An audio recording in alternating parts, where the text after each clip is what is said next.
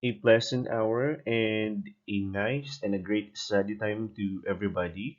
Once again, I'm Sir Roy, and I will be delivering you this week's lesson, which will revolve mainly on the artifacts and pseudoparasites that are most commonly or most frequently seen during fecalysis and parasitology studies. And of course, this includes your several samples, including feces, blood, and others to name a few. Okay, when we talk about artifacts and pseudoparasites, we are actually dealing with your microscopic examination.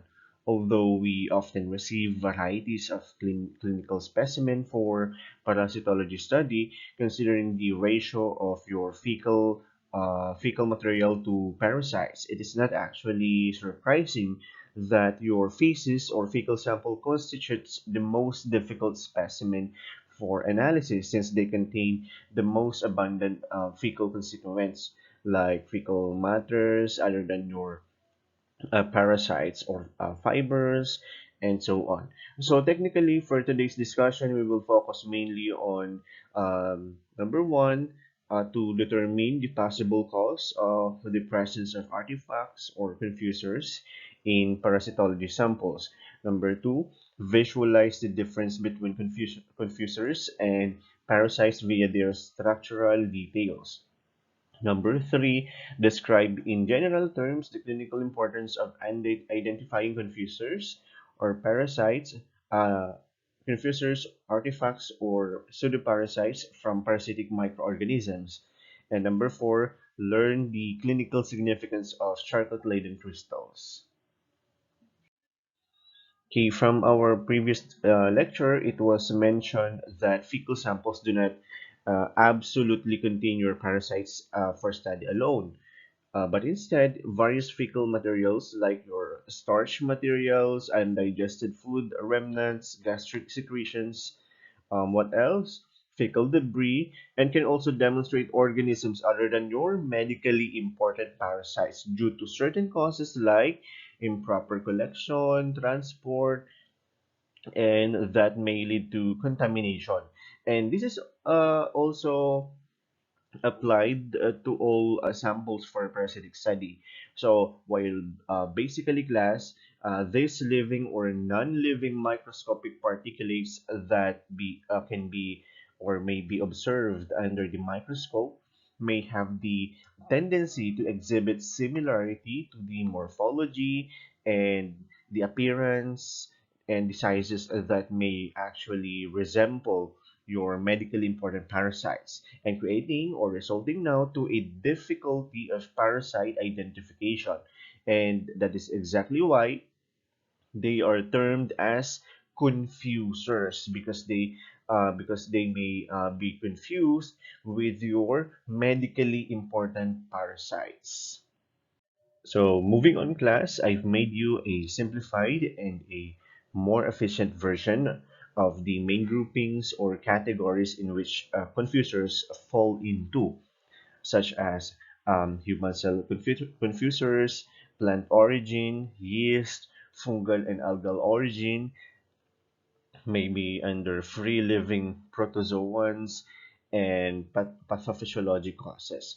So now, knowing which of the confusers falls into which category will give us the rough idea or hypothesis of the possible causation of their presence, what to expect to their as to their clinical significance, and so on. So it is also imperative, class, to have your background knowledge on what epithelial cells are, predominantly present from certain locations of your gastrointestinal tracts, just like, for example, in order to rule out whether the particulate seen or the fecal matter seen is an epithelial or a parasite trophozoite, and so on. When we say human cell confusers, these are cells that actually originates from the human body. That may be either a form of the natural cell turnover or the natural sloughing off of your epithelial cells as a part of the natural physiologic processes. or class they can also be your blood cells or anything that involves your immunity in response to infections, including parasitism, like your white blood cells. So as I was mentioning a while ago, or as I have mentioned a while ago, your white blood cells. So the most common among them is your polymorphonuclear cells, or also known as your neutrophils. So white blood cells class are seen in fecal smears in severe cases of parasitism or gastrointestinal infections, and that's exactly why class. Um, when you're dealing with some infectious diseases or pathologic causes, like in extreme conditions of amoebiasis or intestinal colitis, you are highly to expect an elevated number of white blood cells under the microscopic examination. So your polymorphonuclears greatly resemble and may be confused with your Entamoeba histolytica cysts, since they fall within the parasite's size range. But however, given further and close examination class of your polymorphonuclears, it can be noticed that they may be distinguishable from the parasite with the construction of their nucleus. So your polymorphonuclear nucleus, or your white blood cell nucleus, is irregular in shape and are connected by a narrow short chromatin bands which are absent in the Entamoeba histolytica cyst, whereas the parasitic cyst has a definite round nucleus and the presence of the central caryosome, which is a very evident structure under the microscopic examination.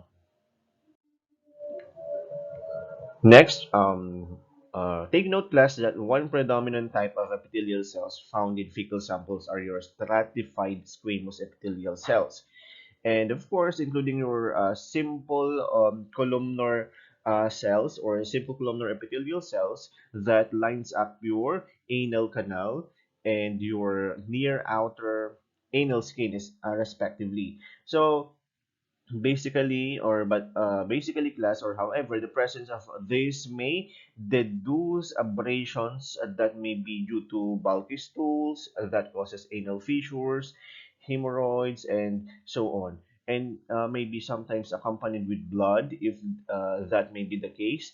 Epithelial cells are greatly confused with your amoebic trophozoite, specifically your Entamoeba histolytica. However, they can be easily differentiated by their interior structures again, especially that your epithelial cells contains one distinct nucleus with a uniformly smoother cytoplasm and the absence of cellular inclusions as compared to the trophozoite that always demonstrates inclusions, like the most distinguishing characteristic of an Entamoeba histolytica. So, which are your ingested RBCs, and of course, some white blood cells and fecal debris. Your epithelial cells also does not possess pseudopodia, which are your amoebic propellers and does not exhibit movement, while your trophozoite is evidently motile. Okay, these are nice illustrations of your ciliated epithelial cells that may be retrieved from your fecal samples as well as your sputum samples. As you can notice, they may highly resemble ciliates and flagellates in a wet preparation. Recalling our anatomy and physiology class, your bronchial cells are mostly pseudostratified ciliated columnar cells, or pseudostratified ciliated columnar epithelial cells with goblet cells. And in processes like normal cellular turnover, or in cases like excessive coughing and bronchial infections, epithelial tufts, like one we see in this current slide, may be present on sputum samples. In the same manner, class, as in your gastrointestinal linings, we also have brush borders that are constituents of our digestive tract epithelium. In a similar case like your normal cellular turnover and inflammations or infections, they may also become constituents of our fecal materials. So these dislodged individual epithelial tufts are known as your celiocytoptoria. They are also motile under fresh mounds, but however, when they are carefully examined on a stain smear, there is no internal structure like at the scene in the protozoan, ciliated protozoan or ciliates and flagellates. So these ciliated epithelial cells do not demonstrate internal structures, while ciliates and flagellates demonstrates or exhibits as internal structures under stained smears. Okay, one of the most common errors in examining blood smears is the incorrect identification of platelets as parasites. Well, in this case, we're dealing with the gem-sustained blood smear for malarial parasites identification. So, clumped platelets are highly remarkable by its resemblance to your malaria or malarial parasites, particularly young trophozoites or schizones.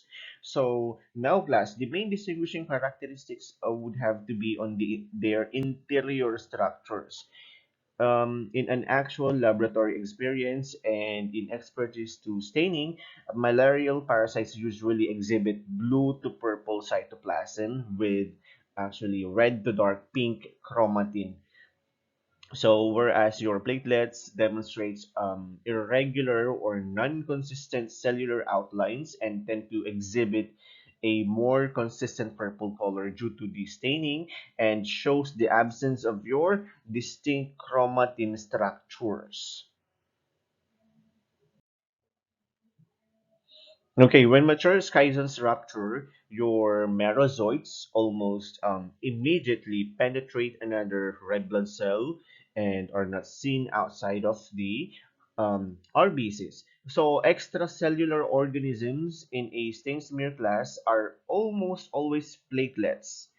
So, okay, class, everything that I am detailing into discussions here will be further expounded into detail in your lecture. So I hope everybody is following with the discussion.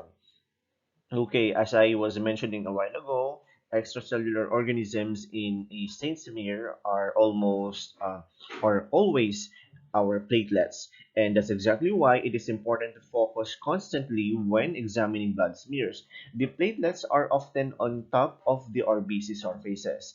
And the most useful technical aspect in this case, class, relates to color. Okay, parasites, remember, parasites always have two colors. You have blue nuclei and a red cytoplasm, and they are separate. While platelets tend to be uniform in color with no real internal structures. However, there are red and blue components, but the colors almost blend to form shades of purple. So, okay, one clinical correlation to your hematology. Your Howell Jolly bodies are also confused with malarial parasites, particularly your small young ring forms of your Plasmodium species. But in further microscopic examination and a close attention to the details under microscopic examination, the former and the latter mentioned confusers does not contain the ring structure, which is a very definitive characteristic or feature of the Plasmodium parasite.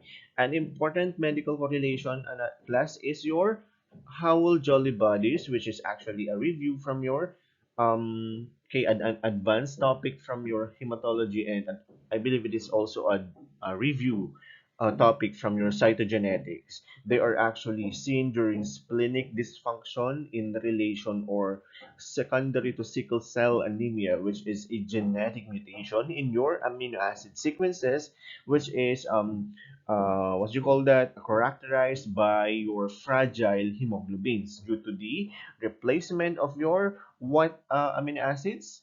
We have your glutamic acid with replaced with valine on the beta globin chain. Okay, that's a bit of review. Okay, now this one is a very technical and a board exam practical situation or a case study.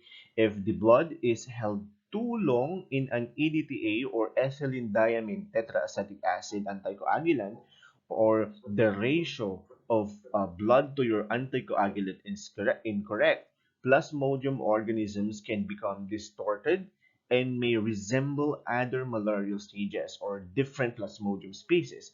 And class, take note that this appears to be the main or potential problems with using your EDTA anticoagulant for the preparation of thin and thick blood films. And to broaden that case, class, if a tube of a blood containing EDTA cools to room temperature and the cap has been removed, the parasites can undergo several changes, and these changes will result to the exflagellation of the Plasmodium species that may mimic other parasite stages and species. And the most clinically significant confusion is that they may also resemble Spirochaete parasites. So, however, this case appears in a very rare case occurrence and can be prevented by avoiding potential Plasmodium infected patients or specifically EDTA sample to stand for more than 12 hours. So, that is the our case in your when using EDTA as anticoagulant, it should not be left uncapped for 12 hours, or it cannot be it is no longer viable for thick and thin blood smears more than 12 hours. Actually, your EDTA samples are viable for smearing um, at 2 to 3 hours of standing. Okay, we have here a nice illustration of a gem-sustained smear showing stain precipitates. So, class, as you can notice, it shows a stain deposition on your RBC surfaces. Particularly, this class are non-infected RBCs that could easily be seen or observed or confused with developing Plasmodium stages. However, class, in a more detailed microscopic examination, um, uh, in a typical or actual smear image, stain precipitate usually exhibits a bluer color than malarial parasites and may vary in size and shape, which are the main distinguishing characteristics between stain precipitates and developing parasites. Okay, class, moving on, we have our next category, which is our confusers of plant origin. These are most predominantly due to diet, such as undissolved vegetable fibers, vegetable cellular structures, or particulates. And of course, class, the presence of plant origin, confusers of plant origin on your particularly fecal samples may also be or may also possibly be a result of contamination or improper collection procedures. Okay, however, glass confusers of plant origin commonly have, take note, thicker cell walls and inconsistent membranous structures, and most remarkably, the absence of distinct interior structures that are only seen in parasitic larvae and parasitic eggs or ova. Okay, class. So basically, this is the most classic and one of the most encountered or frequently encountered confusers. Your plant hair or root hairs greatly resemble Strongylides stercoralis. So, or any other, they can also resemble other helminth larvae. However, they can easily be distinguished from that of the larva with their absence of the detailed internal structures and presence of the tail and buccal cavity regions. Most important characterization here, class, is their inability to stain in iodine mount preparations. Of course, your parasite can be stained. Your stain can penetrate your Strongyloides stercoralis. Sorry, your stains can okay, primarily your iodine mount preparations or your iodine or Logos iodine can penetrate the membranous layer of your Strongyloides stercoralis worm, while for root hairs, they cannot be penetrated by the iodine, and that's exactly why they will not stain to iodine mount preparations. So that's the most important, one of the most important distinguishing features of your Strongyloides stercoralis from your root hairs. And of course, the absence of their internal structures. As you can notice, or as you can see here, that your root hairs or plant hairs do not show your internal structures. So we have here two of the most common pollen grain structures associated with high confusion under microscopic examination due to their resemblance to parasite eggs or ova, specifically the ones mentioned in this particular slide. So your Tenia and Trichuris. As you can notice, class, the typical pollen grain also has characteristic striations on its cell wall but appears to be trilobed as compared to the tinea egg, which is uniformly round and has a more definitive interior structures or internal structures as opposed to the pollen grain. So next is the bee pollen, which resembles trichurus eggs.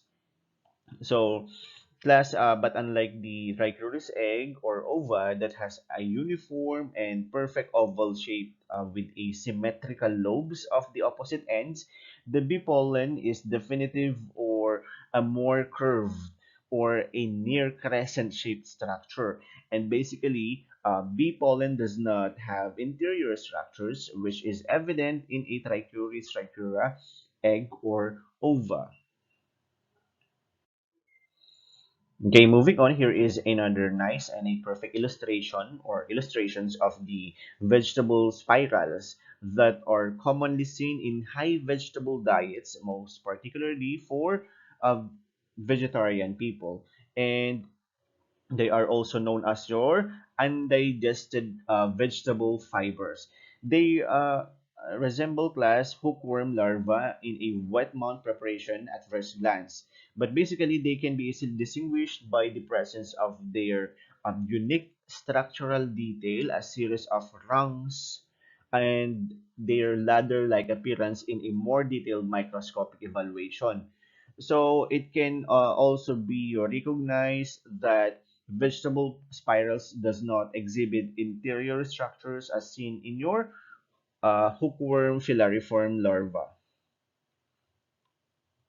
Next, we have vegetable cells and are also seen in fecal samples or patients with high vegetable diet. So basically, vegetable cells are confused with Ascaris lumbricoides ova since it is commonly observed at a relative size and the nearly synonymous oval structure, which are microscopic characteristics that may actually be seen or appear to be very close to that seen in our Ascaris egg.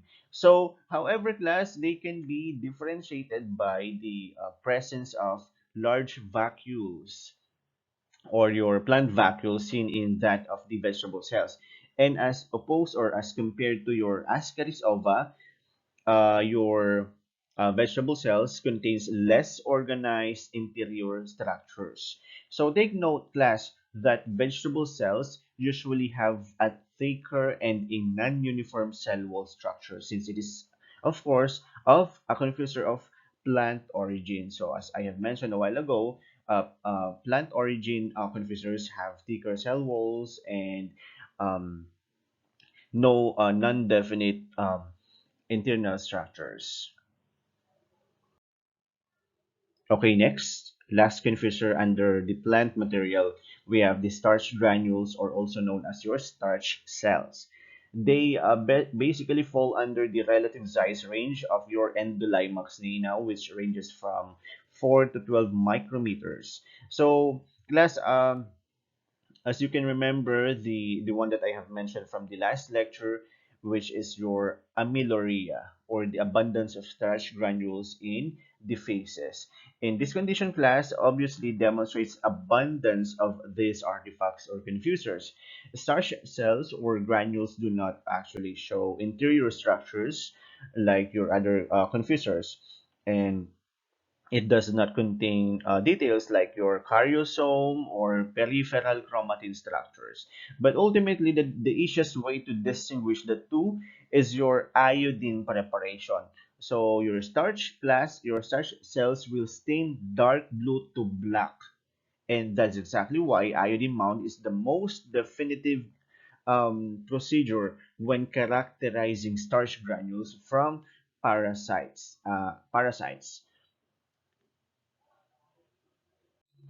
Okay, class, confusers of your yeast, fungal, and algal origin are mostly related to contamination and can be caused by an underlying disease, most particularly the presence of excessive number of yeast cells found in your fecal samples, which are most probably the cause resulted or indicates fungal infections seen in our candida infections, primarily for those HIV or immunocompromised HIV/AIDS patients.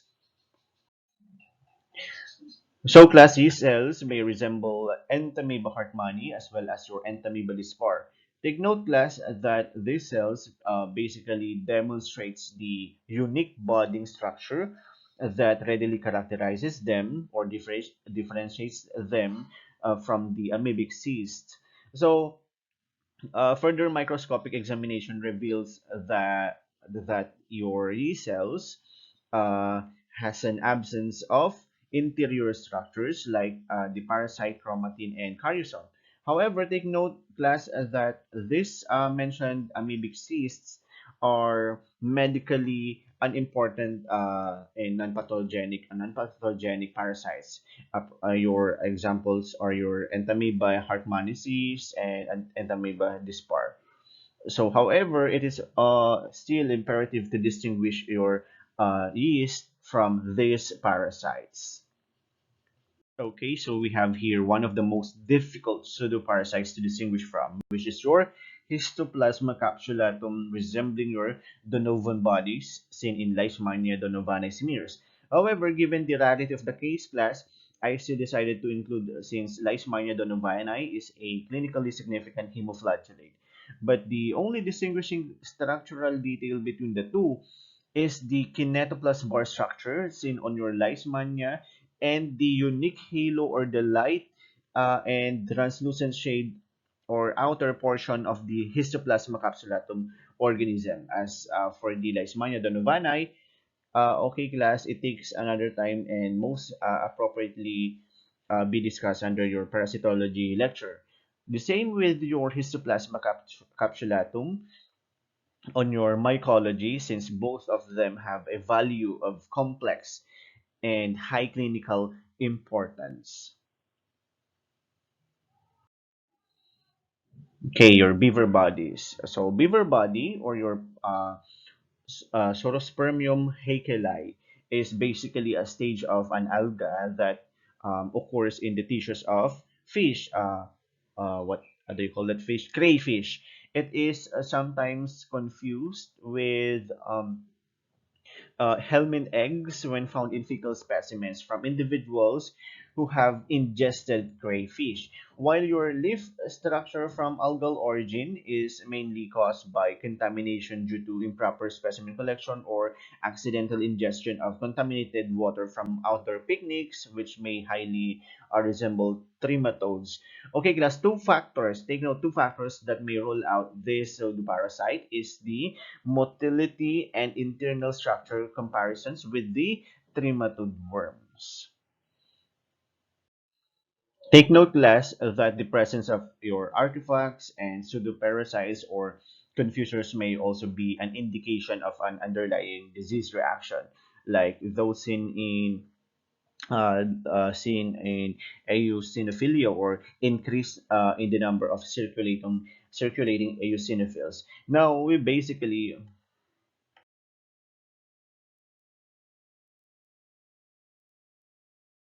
moving on down to our last confusers category, which is your free living protozoa. Since they are said to be free living, they possess a generally and morphologically thicker cell walls as compared to your GIT parasites, which gives them the capability to, of course, withstand environmental conditions. And take note, class, that most of your free living protozoans are non pathogenic, meaning they do not cause human diseases, but except for the most common one, which is your Naegleria fowleri. Okay, class, this is a board exam pointer information. So your Naegleria fowleri has been isolated from, or can be seen or found in your or from the Taal Lake. Take note of that. That may appear in our quizzes. Cool. Okay, so moving on, these are only few and the most recorded incidences on the accidental isolation of free living ciliates and flagellates from fecal samples, and they are mostly caused by of course, poor collection procedures and fecal contamination. Since these listed examples are uh, are free living protozoans and are considered as fecal contaminants. So, since class, they exhibit motility and with similar structures seen in medical important parasites, for example, like your trophozoite, protozoan trophozoite, and others, they possess a great deal of confusion for medical technologists. So we have your free living ciliates like Uronima nigricans, Lembus pulsilus, and Balanchophorus minutis. So free living flagellates are Bodocodatus and Circomonas longicoda, which I'm pretty sure you have been encountered during your biology subject. And most of these examples listed here are causes of the mortality to some of your marine animals. Okay, class, why is it necessary to identify confusers from parasites? Number one, of course, primarily to rule out confusers from medically important parasites. And number two, to prevent misdiagnosis, order, and delivery of inappropriate treatments. To broaden this, and as it was discussed, many of the confusers resemble medically important parasites that are highly pathogenic or disease causing.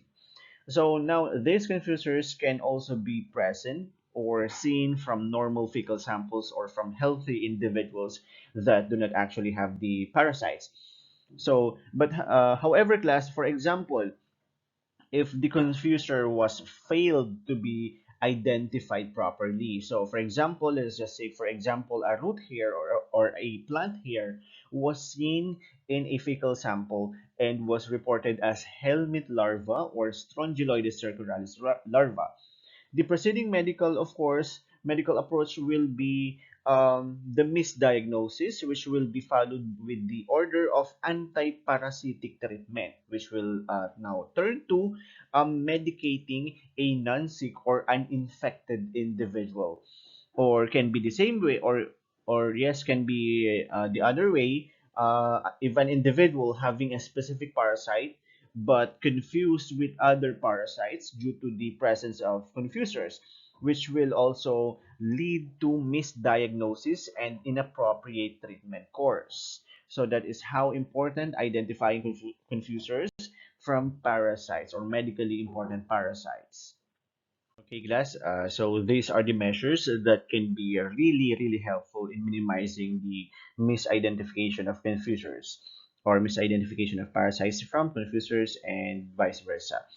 So in general terms, we have microscopy proficiency, quality control and availability of reference materials, consultant pathologists, and through tenure of empty practice.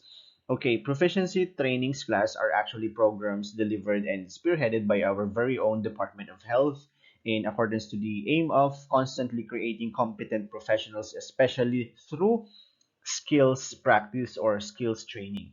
So this one is an example of an intensive training workshop that provides literacy in microscopy by giving you sets of different samples for microscopic reading. It will literally class heighten your microscopy technical skills, which is helpful during microscopic identification of parasites and confusers. So next is your quality control, and the availability of reference materials are actually your readily prepared or saved samples of specific parasites that a medical technologist can use in terms of comparison for the sample slide of the parasite on process. So it can be used when you encounter difficulty in identification, and you can use these saved samples of specific parasites to control check your slide on process. Okay, in a clinical lab setting, you actually have the standard posters in display at your microscopy workplace containing the photographs of the microscopic views of the different parasites and sample sediments, which is primarily used as a type of reference material. So class, these are your posters or your images of the microscopic parasites that are posted on your workplace. So these are very great tools as a reference material when identifying different parasites and, of course, confusers.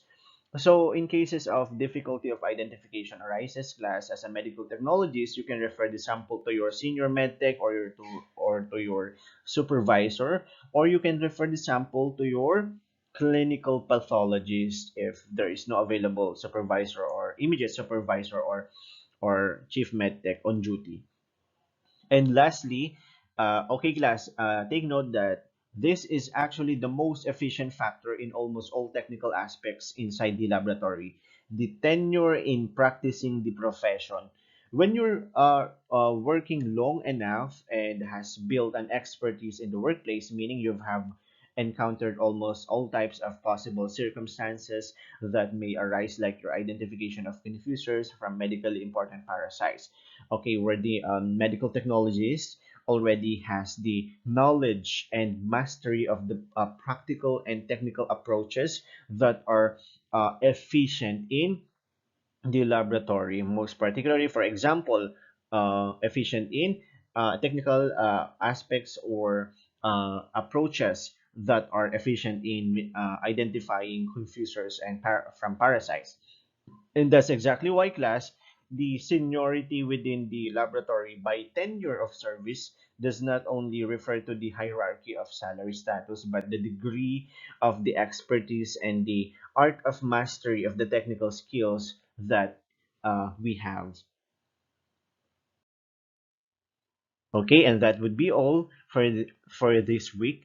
Again, thank you so much for your time. Always choose to study smart, and never forget to refer to your prepared lecture notes and manage to include all necessary and important information from the discussion. Once again, thank you and have a nice day.